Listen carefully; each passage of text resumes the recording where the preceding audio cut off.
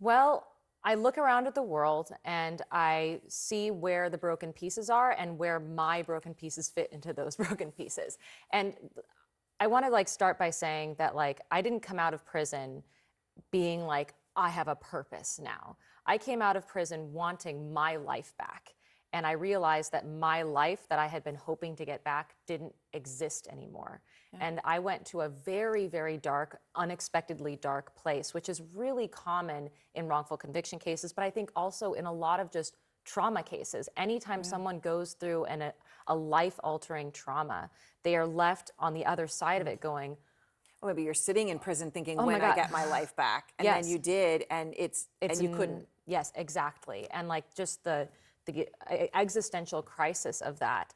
And I think when I think about now, like, so I went on this huge journey and I arrived at a certain place. I met with my prosecutor. I came out of that going, oh my God, I finally did something that I think speaks to who I am more than anything that happened to me could speak to who I am.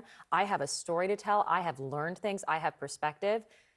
And as I wrote this book, I also realized, putting all this like connective tissue together, that I'm immersed in a world that is full of the kinds of problems that I was facing and I have kind of resolved for myself. What do I mean by that? A divided world where people cannot bring themselves to admit that they made a mistake. A world where people can't agree on what counts as a fact or not. A world where people feel an immense sense of unease with their place in the world, and they don't feel like they have a say over who they are. And so I feel like, if anything, my hope is that my strange and wacky journey in some extreme circumstance actually really speaks to people and makes them feel really seen. Well, that is where people are right now. Those things that you just described. Almost everybody is feeling that in some way. Yeah. Obviously, very few people can tangibly talk about the trauma Right. that you went through. And but I for you get to that. frame it in that way. Well, and I get that. So like, here's one of my weirdest like things that I realized was when I was in prison, I was sad and I was, unfulfilled, but it made sense.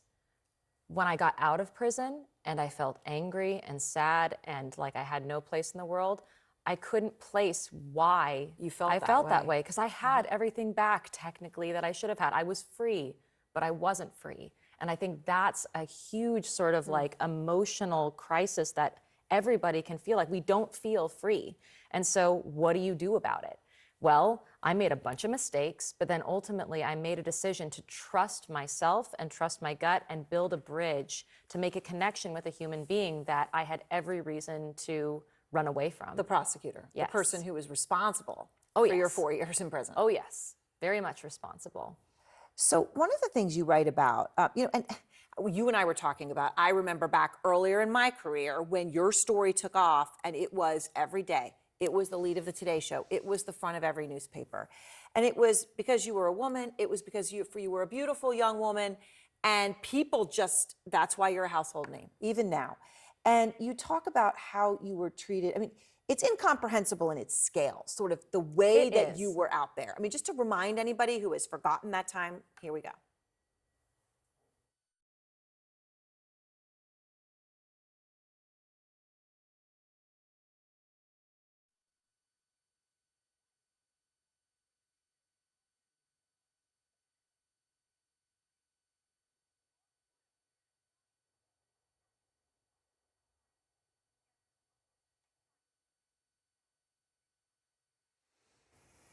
That said it all right there, didn't it? Sex, drugs, and murder. Foxy Knoxy. Foxy Knoxy, this woman-hating woman. I think that ultimately is what it all came down to. Even more than like the sex and the drugs and the murder, it was this fantasy about sexualized women hating each other and ripping each other to shreds for the sake of male attention. Feminism, you call it. Feminism, yes. Something that is a male fantasy, I believe, and which is not representative of my experience with women at all, and something that I really push back against, because I think that ultimately the product that was sold that had my name and face attached to it was feminism. And you have become friends with other women that you feel are a victim of that. I mean, you talk about Lorena Bobbitt, you talk about Monica Lewinsky. Absolutely. Monica has become a friend. Oh, yeah. And you know, you write, it feels good to hate bad people. There's a special kind of hate reserved for bad women. Yes. How important is a friendship with someone like her where you could connect over something? I mean, how deep does a friendship like that become?